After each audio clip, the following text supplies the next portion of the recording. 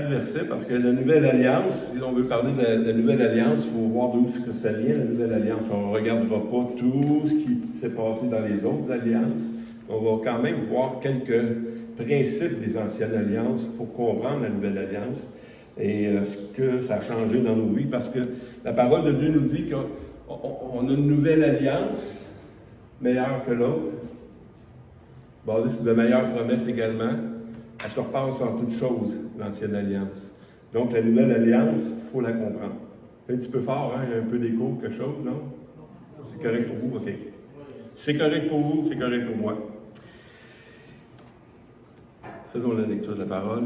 Voici le jour, les jours viennent, dit l'Éternel, où je ferai avec la maison d'Israël et la maison de Juda une alliance nouvelle. Non comme une alliance que j'ai traitée avec leur père, le jour où je les ai saisis par la main pour les faire sortir du pays d'Égypte, alliance qu'ils ont violée. Quoique je fusse leur maître, dit l'Éternel. Mais voici l'alliance que je ferai avec la maison d'Israël après ces jours-là, dit l'Éternel. Je mettrai mes lois au-dedans d'eux. J'écrirai dans leur cœur et je serai leur Dieu. Ils seront mon peuple. Celui-ci n'enseignera plus son prochain, ni celui-là son frère, en disant « Connais le Seigneur », car tous me connaîtront, depuis le plus petit jusqu'au plus grand, dit l'Éternel, car je pardonnerai leur iniquité et je ne me souviendrai plus de leur péché. Une nouvelle alliance. Une nouvelle alliance parce que l'ancienne, c'est une ombre. Hein? C'est quelque chose qui une image brouillée de ce qu'est la réalité, visait toujours à Jésus-Christ. Depuis le début, hein, on peut même, à partir de la Genèse, avec l'alliance adamique et les autres alliances, visaient toujours l'alliance, la nouvelle alliance. Mais c'était progressif. C'était une révélation progressive. Donc, on n'a pas tous les détails. Même quand on lit ça ici, hein, on va dire au verset 34, celui-ci n'enseignera plus son prochain, ni celui-là son frère, en disant connais le Seigneur. Tu dis ça comme ça, tu n'as plus besoin de personne, tu n'as plus besoin de l'Église. Hein? La compréhension n'est pas claire, hein? Mais c'est ce qui est prêché, c'est ce qui est enseigné, puis on va le comprendre en ébauchant les versets. Commençons par le premier verset. Voici le jour vienne, verset 31, dit l'Éternel, où je ferai avec la maison d'Israël et la maison de Juda une nouvelle alliance. Ceux qui ont pris des cours sur les méthodes inductives, l'étude de la parole de Dieu, avec qui Dieu fait l'alliance? La maison de Juda et la maison d'Israël. C'est avec eux qu'il fait l'alliance. Et comment on peut interpréter ces alliances-là également? On peut aller voir dans le Nouveau Testament, parce que tout ce qu'il nous enseigne dans l'Ancien Testament, on doit prendre le Nouveau Testament pour l'interpréter, parce que c'est par l'Esprit qu'on peut interpréter les choses. Puis dans Hébreux 8.8, il dit « Car c'est avec une expression de blâme que le Seigneur dit à Israël, « Voici les jours viennent, dit le Seigneur, où je ferai avec la maison d'Israël et la maison de Juda une nouvelle alliance. » Ici, on a un détail qui n'est pas dans le texte original, c'est que c'est avec un blâme, une expression de blâme. C'est correct, ils ont fait ça, on sent d'autres choses. Non, Dieu avait une alliance solide. Dieu voulait régner sur eux autres. Dieu voulait être leur maître. Dieu voulait être leur Dieu. Et eux, ils ne l'ont pas voulu. Verset 32, non comme l'alliance que j'ai traitée avec leur père le jour où je les saisis par la main pour les faire sortir du pays d'Égypte. Hein, on voit ça dans Exode 19. Alors qu'ils ont violé. Puis dans d'autres versions, même dans l'hébreu, il dit, ils n'ont pas persévérer dans mon alliance. Hein? L'alliance qu'ils ont violée est traduite dans Hébreu. Ils n'ont pas persévéré dans mon alliance. Quoique je fusse leur maître, dit l'Éternel. Lui, il n'a pas changé. Il ne change pas, Dieu. Et ce qu'il dit, et ce qu'il fait, ça demeure toujours. C'est important de comprendre ces choses-là. Dans Exode 19, parce que c'est là qu'il dit, pas cette alliance-là, hein? C'est quelle alliance? L'alliance que j'ai, quand je les ai pris par la main, les faire sortir du pays d'Égypte. On voit ça dans Exode 19, 12. Il dit, tu fixeras au peuple les limites tout autour, et tu diras, gardez-vous de monter sur la montagne ou d'en toucher le bord. Quiconque touchera la montagne sera puni de mort. C'est drôle parce que l'alliance qui parle ici, c'est l'alliance qui est écrite sur les pierres. C'est quoi les pierres? C'est les 10 commandements. Mais quand il a fait ça, il a fait monter premièrement Moïse. Puis il a dit à Moïse, c'est Dieu qui l'appelle, hein? Tu vas monter sur la montagne, tu vas faire ce que je t'ai dit. Tu vas monter sur la montagne. Mais tu vas faire quelque chose, tu vas mettre une limite. Parce que tu ne peux pas approcher Dieu et vivre. Tu ne peux pas rentrer, si tu n'es pas invité, rentrer dans la présence de Dieu. C'est la même chose qui se passait dans l'histoire de qui donc? Esther, Ruth. Celle qui était en captivité, là, qui était pour remplacer la femme du roi. Esther. Esther qui était là, puis il fallait qu'elle aille dans la cour du roi, puis c'était quoi la loi? Tu ne peux pas te présenter devant Dieu, le roi si tu n'es pas invité. Puis si tu prends la chance d'y aller, tu sais si tu as la vie ou tu as la mort, si tu as le 7, tu as la vie, ça veut dire que tu peux y aller, mais si c'est pas ça, tu meurs là. Hein? Mais imaginez Dieu. Tu ne peux pas te présenter si tu n'es pas invité. Verset 24. L'Éternel lui dit, va, après avoir monté, il dit maintenant, va, descends de la montagne, tu monteras ensuite avec Aaron. Mais les sacrificateurs et le peuple ne se précipitent point pour monter vers l'Éternel de peur qu'il ne les frappe de mort. Encore une fois, premièrement, il fait venir, mais deuxièmement, il va chercher Aaron. Fait que lui, il est invité, fait qu'il peut y aller, il est invité. C'est une chose importante, ça. Parce qu'on ne peut pas se présenter devant Dieu. Dans Jérémie, il y a une prophétie qui dit dans Jérémie 30, 21, 22, il dit, son chef sera tiré de son sein.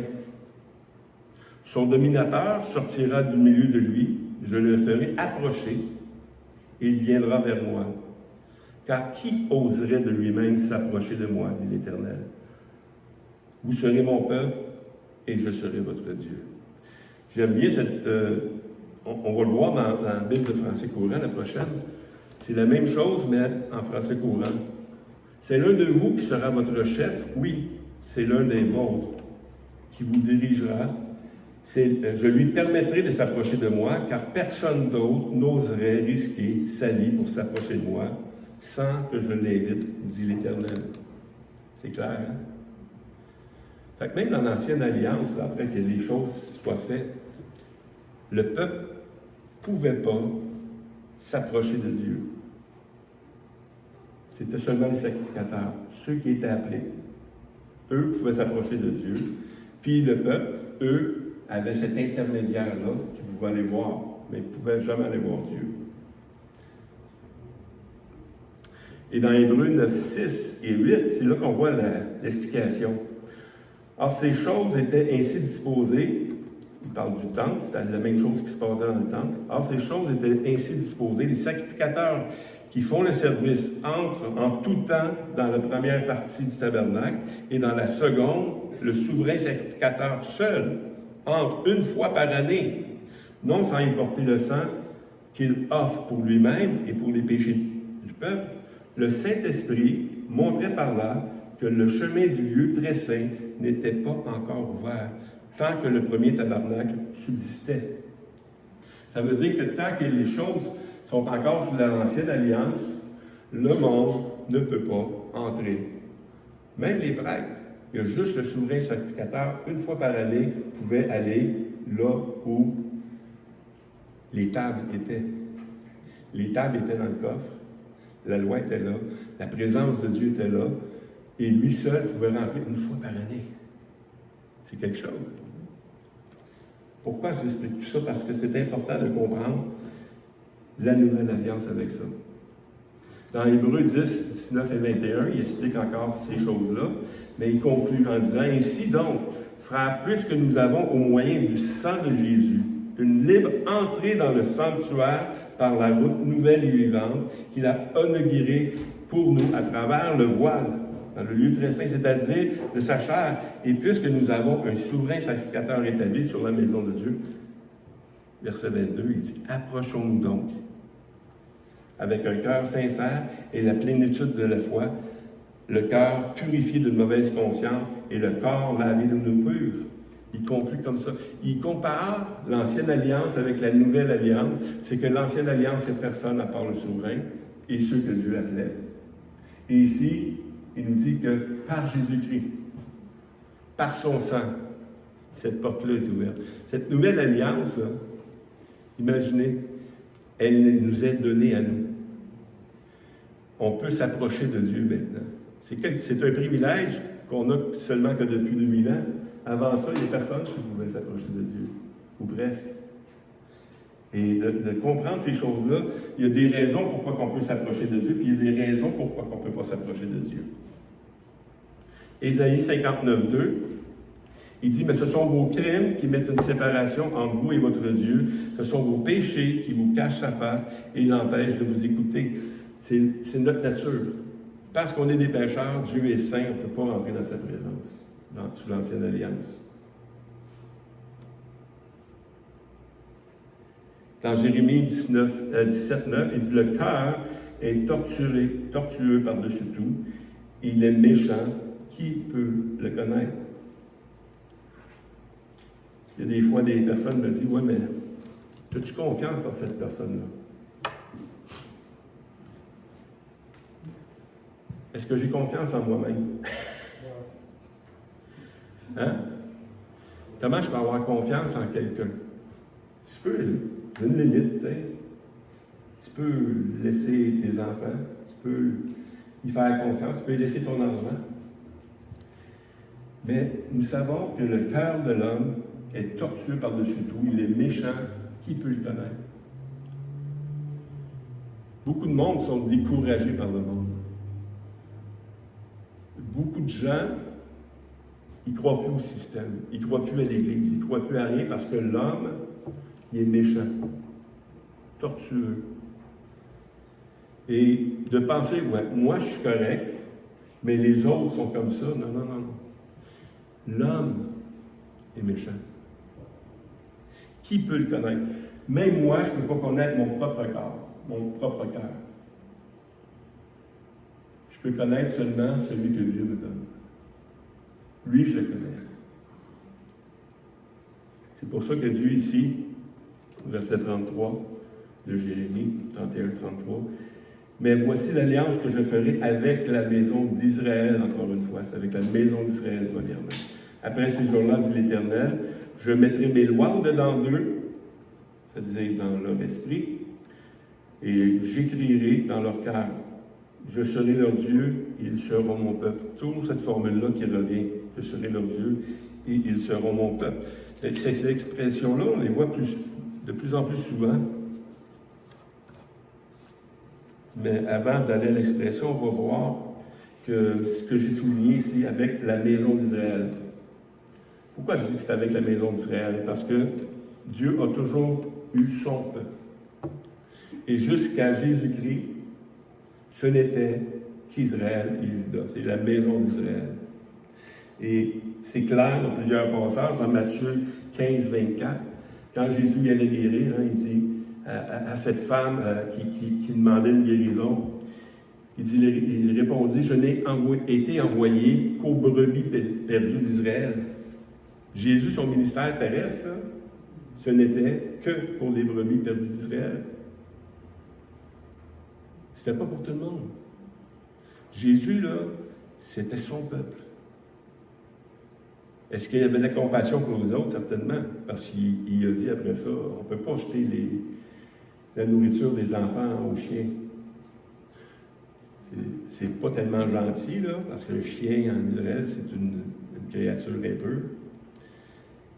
Mais elle a eu la sagesse de dire tout simplement, ben oui, les chiens mangent des miettes en dessous de la table. Il dit, sur ta parole, sois guéri. Même dans Romains 1,16, il dit, car je n'ai point honte de l'Évangile, c'est la puissance de Dieu pour le salut de quiconque croit, du juif, premièrement, puis du grec, ensuite des autres. Mais premièrement, aux juifs. Mais dans la Nouvelle Alliance, cette chose-là nous est ouverte. Dans Éphésiens 2,12, il dit, souvenez-vous que vous étiez en ce temps-là sans Christ, privé du droit de citer en Israël, étranger aux alliances de la promesse, sans espérance et sans Dieu dans le monde. Wow! Tous ceux qui n'étaient pas juifs étaient séparés. Séparés de Dieu. Mais le verset 13 nous dit, mais maintenant, en Jésus-Christ, vous qui étiez jadis éloignés, vous avez été approchés par le sang de Christ. C'est par son sang. C'est par lui. Dans Éphésiens 2, 14 et 18, on va suivre le passage d'Éphésiens. Car il est notre paix, lui qui des deux n'en a fait qu'un, et qui a renversé le mur de la séparation, l'inimitié ayant anéanti par sa chair la loi, les ordonnances dans ses prescriptions, afin de créer en lui, avec les deux, un seul homme nouveau, en établissant la paix et de les réconcilier l'un et l'autre dans un seul corps, avec Dieu, par la croix.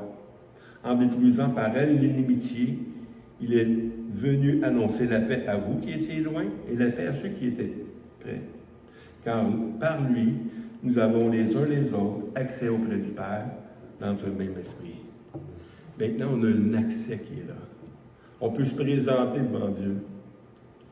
On peut se présenter même devant le temple, dans le temple qui est nous-mêmes. On va étudier ça plus tard. Mais on peut rentrer d'une présence. Je peux venir prêcher ici sans passer par tout un rite de purification, parce que la purification est déjà tout accomplie. Pour nous, c'est acquis, mais prenons conscience que ça n'a pas toujours été comme ça. C'est tout un privilège d'entrer dans la Nouvelle Alliance. C'est quelque chose qui nous dépasse. C'est quelque chose que personne ne mérite.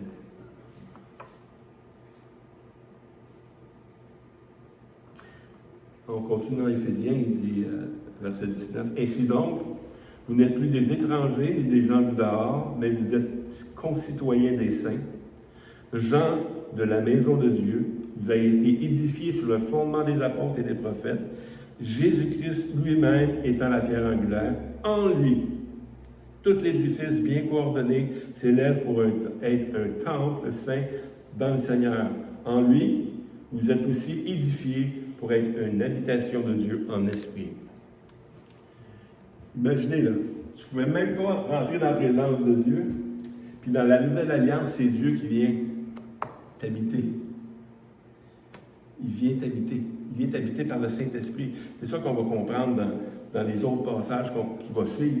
Mais c'est tellement important de comprendre que maintenant, tout ce qui nous séparait de Dieu, en Jésus-Christ, nous est acquis. On est devenus concitoyens des saints. On est devenu le peuple de Dieu. J'écoutais un frère hier qui parlait qu'il a eu sa fiancée de la France, qui est venue ici. Et puis, quand il l'a mariée, elle est devenue quoi? Hein? Sa femme, ben, une Québécoise. Elle a pris sa nationalité. Et nous, c'est la même chose. Quand on comprend la Nouvelle Alliance, c'est en Jésus-Christ. L'Église est quoi? Est sa fiancée. Puis, si Jésus vient, puis on devient une seule chair avec lui, on prend sa nationalité. On devient Israël. On devient, nous qui étions loin, il nous a approchés, on est devenus comme lui, en lui. C'est quelque chose d'important à saisir, ça. C'est qu'en lui, tous les droits qu'Israël avait, nous les avons maintenant, dans la Nouvelle Alliance. Parce que la Nouvelle Alliance était présentée premièrement à Israël. Elle a été donnée en Jésus-Christ. Et nous avons été greffés en Jésus-Christ dans tout ce que Dieu avait prévu déjà. C'est une richesse qu'on ne peut même pas saisir, même si j'en parlerai pendant 2 semaines. C'est des choses qui sont au-delà de tout ce qu'on peut comprendre. Verset 33 de Jérémie, 31-33, Jérémie 31-33. « Je mettrai mes lois dedans d'eux, dans leur esprit, j'écrirai dans leur cœur, et je serai leur Dieu, et ils seront mon peuple. » C'est la deuxième partie du verset. C'est là que tout se joue. Pourquoi que maintenant on peut rentrer dans la présence de Dieu? Parce qu'on ne peut pas rentrer dans la présence de Dieu et qu'on est des pécheurs. C'est à cause de ces choses-là. Le Saint-Esprit, premièrement. On va le faire un peu à l'envers. On va commencer par l'Esprit, puis après ça, on finira par le pardon. Jérémie 24:7, « Je leur donnerai un cœur pour qu'ils connaissent que je suis l'Éternel, et ils seront mon peuple, et je serai leur Dieu, s'ils reviennent à moi de tout leur cœur. » C'est une autre manière de dire la même chose que le verset 33. Dans Jérémie 32, il dit encore la même chose. « Ils seront mon peuple, et je serai leur Dieu. Je leur donnerai un même cœur et une même voix, afin qu'ils me craignent toujours pour leur bonheur, et celui de leurs enfants après eux. Je traiterai avec eux une alliance éternelle, et je ne me détournerai plus d'eux. Je leur ferai du bien, et je mettrai ma crainte dans leur cœur, afin qu'ils ne s'éloignent point de moi. Je prendrai plaisir à leur faire du bien. » Wow! Verset 24. Excusez, le verset Ézéchiel 11. Je leur donnerai un même cœur. C'est tout le temps la même chose qui se passe, mais dite de différentes manières. Ézéchiel 11, 19 à 20, je leur donnerai un même cœur et je mettrai en vous un esprit nouveau. Tantôt, c'était, j'écrirai, je ferai des choses, je mettrai mes lois en eux. Ici, je mettrai en vous un esprit nouveau, j'ôterai de votre corps le cœur de pierre, et je leur donnerai un cœur de chair, afin qu'ils me suivent, qu'ils suivent mes ordonnances, et qu'ils observent et pratiquent mes lois. Ils seront mon peuple, et je serai leur Dieu. Encore cette expression qui revient. Le cœur de pierre, le cœur de chair. Dieu fait quelque chose de nouveau. Un cœur de pierre, la loi. J'ôterai ça. Leur donner le cœur de chair, l'esprit. L'esprit qui va venir en dedans d'eux. C'est tellement beau, c'est tellement... C'est pour ça qu'il peut dire, à partir du verset 34, « Celui-ci n'enseignera plus son prochain, ni celui-là son frère, en disant, « Connais l'Éternel, car tous me connaîtront, depuis le plus petit jusqu'au plus grand, dit l'Éternel. » C'est dur à interpréter, mais avec le Nouveau Testament, c'est assez facile. Dans Jean 6, 44 et 45, il dit « Nul ne peut venir à moi, Jésus dit, si le Père qui m'a envoyé ne l'attire, et je le ressusciterai au dernier jour. Il est écrit dans les prophètes, ils seront tous enseignés de Dieu, ainsi quiconque a entendu le Père et a reçu son enseignement vient à moi. » Oui, il est en train de parler de cette prophétie-là. Il est en train de parler de cette prophétie qu'ils seront tous enseignés de Dieu. Nul ne peut venir à moi si le Père qui m'a envoyé l'attire à lui. C'est la même chose. Il n'y a personne par lui-même qui peut aller dans la présence de Dieu.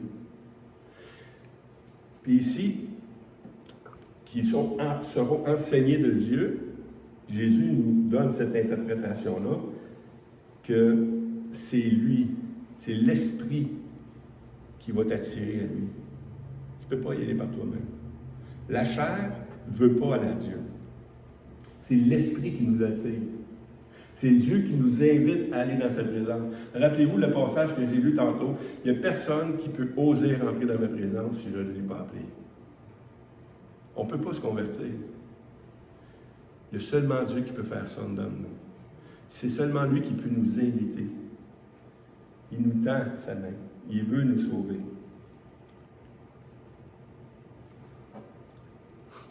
Nul ne peut venir à moi. Verset 34. Car je pardonnerai leur iniquité et je ne me souviendrai plus de leur péché. Pourquoi il dit ça? C'est justement parce qu'on ne peut pas même entrer dans sa présence à cause de l'état d'homme pécheur. Donc, c'est pour ça qu'il doit dire, par Jésus-Christ, on a été pardonné complètement. Et ce que c'est ça que l'interprétation d'Hébreu donne de ces textes. Hébreu 10, 1 à 4. On va terminer avec ça. En effet, la loi qui possède une nombre des biens à venir, hein, la loi, l'ancienne alliance, et non l'exacte représentation des choses, ne peut jamais, par les mêmes sacrifices qu'on offre perpétuellement, chaque année, amener les assistants à la perfection. C'est juste une image.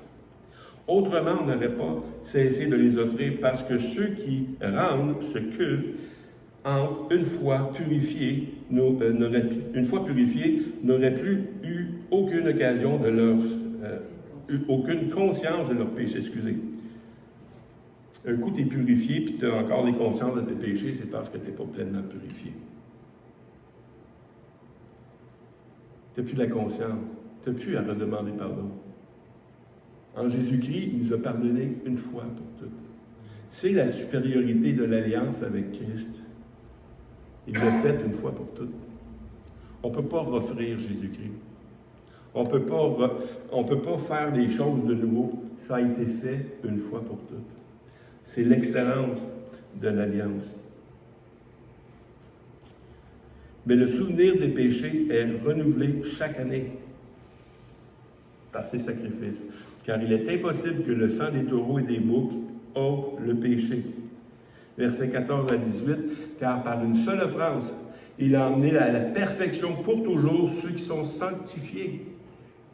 Écoutez, ces phrases-là, c'est une richesse. Là. On va leur dire. Car par une seule offrande, il a amené à la perfection. Perfection, c'est parfait. Ça, tu peux pas, c'est le top. Pour toujours. Toujours.